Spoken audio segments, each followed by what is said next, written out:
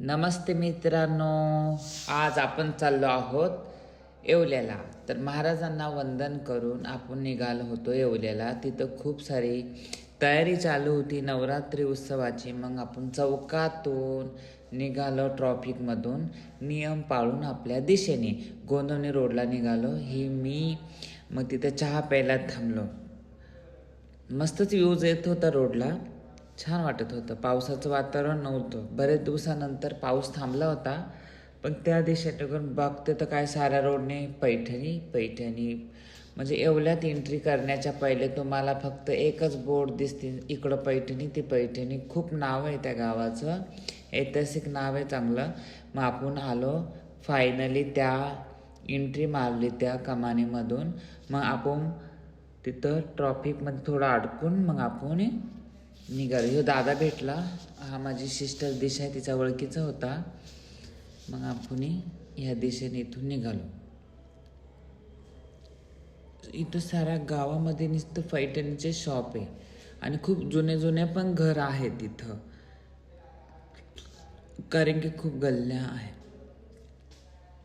बाकी तुम्ही सर्व कसे आहात? नक्कीच येवल्याला आम्ही बरेच दिवसानंतर निघाले आहे. माझ्या बहिणीचं कार्यक्रम असल्यामुळे आम्ही तिथं निघालो. फायनली आम्ही सप्तशृंगी पैठणीला पोचलो.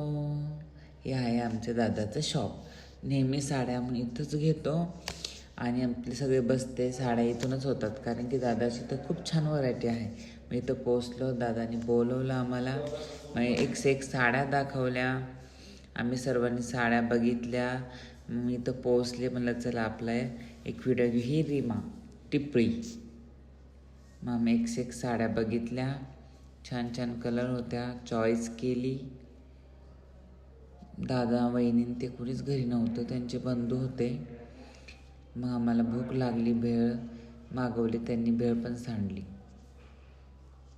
भेळ भरून बोर झाले होते, सकाळपासून गेलेले होते. आज बरेच जण कमी होते घरामध्ये, त्यामुळं